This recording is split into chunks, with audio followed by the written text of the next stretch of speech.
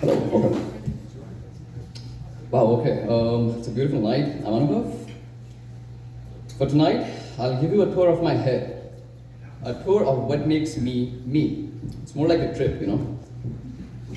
A few months back, I was diagnosed with something I've struggled with for the entirety of my existence. We all call it ADHD.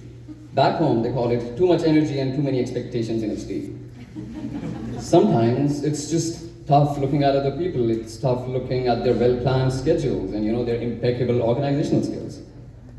And then looking into the mirror and not seeing what's wrong with you, but instead feeling it. Or sometimes it's just as tough as getting out of bed in the morning. I mean, we all know it. But when you enter the kitchen and you're looking for a drink, say a berry mango fusion, I enter the kitchen and I go back to my room. No drink, 355 ml of confusion. And while I'm A-okay, if this is only a rare occurrence in my day, when you get water, you forget the pills. And then you go, wait, have I paid the bills? And then you go to your kitchen. You look out the window, you see the hills. And they're pretty hills, right? And then you bust your laptop open because you gotta pay your bills. And you see an email. It says placement skills. And then you're like, I think I lack those. You know what else I lack? Lactose. So I get some milk in a cup, and this cuphead brain of mine craves some biscuits, and it refuses to reason, rain or shine. So now I must find an alternative to biscuits. For during my last grocery run, I made a list, and then I forgot where the list is. But let me take you inside of my head, okay? It feels like the Kogahala highways. The weather conditions, they just keep changing all the time. I wish I could love myself the same way I love others. I wish my heart cried for my own sake. A million branches that lead nowhere. My world is in turmoil, and yet, even for my own sake, there are no ripples on the surface of this forsaken cold lake. The sheer mental effort you expend to live precariously and you go through your day, it's the same amount of effort that will maybe push me out of bed every morning. And for as long as I'm awake and light touches my eyes, the hellos are the hardest. Don't even get me started on the goodbyes. For I break down as the dawn breaks, isolated corner as Cape Town, rough and tender like rock cakes. And until and unless you get that big win, that big sense of fulfillment by noon, you better believe your mood's gonna be stale and your soul will be crescent like the pale white moon. This impending sense of doom, like everything will eventually go wrong. Like your head is this stupid temple and your abysmal thoughts are this gone. And your heart is this old rusty jukebox with this fresh coat of paint. A jukebox that can only play this one old song. Let me take you in my head, it's like a highway, just cruising my way, just for my own sake. A million branches in my head that lead nowhere, my world is crashing. I think I don't care. But I do, okay, I do care. In spite of running out of seemingly endless reserves of compassion each day, I do it because my dad did it. I do it because it's the only way I know. But can I please at least have some say? For when I need hate, emphasis on need, to let go of what holds me back, picture me every single time I try to desperately clutch the rope, goes limp, goes slack. And I fall like my grades did back in 20-something when I realized I'm terrible at math, and science, and rationality, and life, and necessary profanity. But there's something that spurs me on. I wonder if it's the invisible light at the end of the tunnel, or the prospect that I'm one turn away from the crack of dawn. For hope is what keeps us alive, right? And hope also kills. God damn it, I'm still standing in the kitchen with a glass and no water and a box full of pills. So that's my first poem, and I'm gonna follow up with a slightly more upbeat one, I hope, as I always do. And this one's called One for All My Hate. Now, tonight, we are meant to be devils, and devils are those who are honest in this world. For tonight, if you're meant to be honest, and if I'm being honest, I wish my hair was curled. Confession number 2 is, however, what worries me. I hope I finish my poem before someone in this room tonight buries me. I hope you see why I hate this town so much.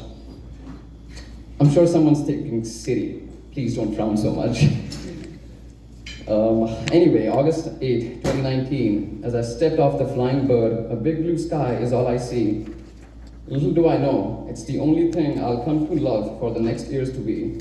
And I'll tell you why. They say no city should be too large for a man to walk out of in the morning. I say no city should be too unsafe for a man to get shanked without warning. I mean, it is what it is. Or this one morning, when a rookie at a bus stop said he really wanted my phone, I had to punch him, my first ever punch. It shattered my heart and it haunted my soul. Anyway, this one time, I went on a hike, alone, and it was lovely. I was in my zone. Until I rested my eyes on a gigantic bear. I chanted God's name like I saw my life flash before my eyes. I realized there's only one alpha here. And this one time, I saw the largest elk once, bigger than any car I had seen in months. Inside my mind, all hell was breaking loose. But it wasn't even an elk, it was a freaking moose. A city where I learned some harsh truths, some bitter lies, some lies of youth, trickster's guides. I'm still surprised how figures rise and figures fall, how people leave us as the winters rise and the autumn falls. Now picture my inner eye as barely 60 days after July, I injured my inner thigh. That was a time to be alive. Ran for 23 years of my life, got no scars to dry. I ran up a road, a pop and a cry, and I couldn't even stand by. A city where some friends weren't meant to be. I wish I could deny their love, but I can't. For they taught me to row in the open sea. They opened me. That's how much they meant to me. Post-North 19, a friend was here with me. She was into ghosts and quaint company. Now all I have is a ghost of her past and a memory of her teaching me how to make a world-class grilled cheese. And I'm not gonna lie, it was the best grilled cheese sandwich I've ever had in my life, ever. Makes me wonder if some souls enter our lives only when the weather's bad, and when the clouds part, and the flowers bloom, and crowds march, and there's no more gloom. The memories are all that remain, reminiscent of a doom we probably never had.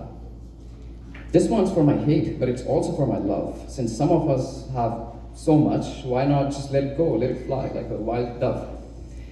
For there are people in this room who basically changed me. And then there are some people here who know they deranged me. Peter's not here tonight. In a way, he gave me a new lens to view films. He projected on me. I'm glad I was recommended his classes. I'm glad I attended all 3.